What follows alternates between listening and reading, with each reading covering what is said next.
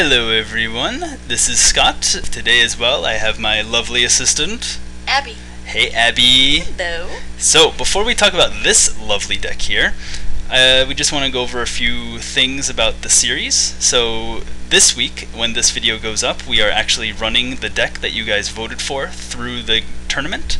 And next week we'll have the video of that tournament up with its results and everything. So be sure to tune in to see how we do. So make sure we don't lose out in the first round, and be sure to yell at us if we do. Yep, tell us how we feel. Anyway, for this week, this is the first deck for the next few decks that you guys can pick from for the next tournament. And today we have Mono Black Control starting us off. Well, maybe not necessarily Control, but a Mono Black deck. Oh yeah. I've seen a couple of these on Magic Online because it's a pretty cheap deck to make and pretty effective, and it's a lot of fun to play. We played a couple in our videos too. Yes, we played one in particular a few weeks past. He had Phyrexian Negator, not Phyrexian Negators, this is an Urza's. He had Phyrexian Crusaders. But I chose not to include Phyrexian Crusader because now that every deck in the world is packing Dismember, just a really easy way to kill it, it's not very good. I mean, its protection from red and white made it nearly indestructible before Dismember, but now if we were to put it in this deck, it'd basically just be a 2/2 first striking, doesn't deal damage the same way as the rest of your guys do, which isn't that great. So anyway, back to the real deck here. For this Mono Black control, we're using Mimic Vat again. Yes. As you remember from our red-green Destroy Artifacts deck. And one of the things we didn't really like about Mimic Vat and the red-green Destroy Artifacts deck is that we couldn't really take advantage of the Mimic Vat so much because we had to have other artifacts on the field before we could play our guys that destroyed artifacts, or else we'd end up destroying our own Mimic Vat. Kind of a bad synergy there. Yeah. So we're using guys that have good synergy with Mimic Vat, such as Skinrend, who not only can Skinrend their guys and put it on the Mimic Vat, but if you can get a Skinrend on the Mimic Vat, then that's pretty awesome. That's pretty ballin', yeah. And Gatekeeper of Malakir, who isn't that great on a Mimic Vat because you can't kick him when he comes into play, but he's still good at getting your opponent's good stuff on the Mimic Vat. In addition, we have Go for the Throats, which are just great utility destruction spells, get stuff on the Mimic Vat too. Yep. And our big finisher, Carnifex Demon. Now, what makes Carnifex Demon so good here? Like, I've seen people that don't really like this card so much. Well, yeah, Carnifex Demon, he's not the first thing that would come to mind when you're thinking like finisher for a Mono Black control deck, but he's a pretty good budget choice because, I mean, he's not Grave Titan, as in when he comes down he generates 2/2/2s, but he does kind of generate card advantage in the same way. Because when he comes down, he comes down as a 4/4, but if you have mana open or if you untap with him, then you can just destroy your opponent's whole board, depending on what deck they're playing. Okay. And that generates the same or more amount of card advantage as it would be with Grave Titan. I mean, this guy has saved me in certain situations where no other card would have, where I'm facing down a million Goblin Guides and I'm about to die next turn, Carnifex Demon comes out, blows up their board, swings in for the kill next turn. It's very nice. And here we have another wonderful card that really only shines in Mono Black control is Lash Writhe. Yes, Lash Writhe turns your Carnifex Demon, Skinrend, Gatekeepers, and especially Vampire Nighthawks into just destruction machines. So this is why we have so many lands in the deck. Yes, this is why we're running 26 land. 26 land might be a little bit much for this curve, which basically stops off at 4 and then jumps up to 6/8, because you wouldn't mind playing this guy if you have 8 mana out.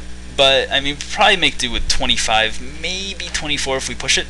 But I think having more land here is better than not, because just playing Lash Writhe and immediately getting a 6/6/7/7 is awesome. It can really help you stabilize, and if you have Vampire Nighthawk or Skinrend or something out, you can just immediately equip and bash in for way more than your opponent would be expecting.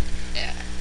So, to just round it off, we have some Sign and Bloods, help us draw the cards we need to. We can offset the life loss with Vampire Nighthawks. And we have just Duress, a combination of Duresses and Inquisitions. I went with 5 so that we have a better chance of getting one in our opening hand. And it's a good idea. It's not a terrible idea. I've been trying to fit in, as you can see up here, Vault Scourges into the main board. Not quite sure where they fit yet, because in some matchups, I really want the extra flyer to get in the damage.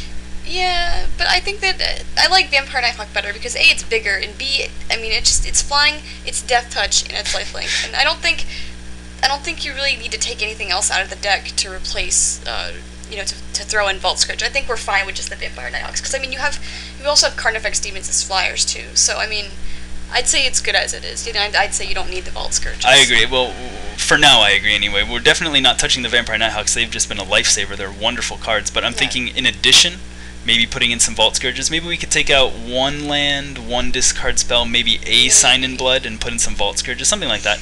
Because I've found that often it's just, since you can stabilize, but then it's hard to win from there. And if I could just have another flyer in addition to Carnifex Demon and Vampire Nighthawk to just push in the last damage with an equipped Lashlight, that might be good. Yeah, well, let's try what we've got so far. Right, we'll try what we've got. I mean, in some matchups I've wanted that, but in some, I mean, Skinrender with Lashlight just gets there, and it's not a big deal. Does the job. So anyway, onto the sideboard, we have some Black Sun Zeniths and some Ratchet Bombs to help us with mass destruction against aggro.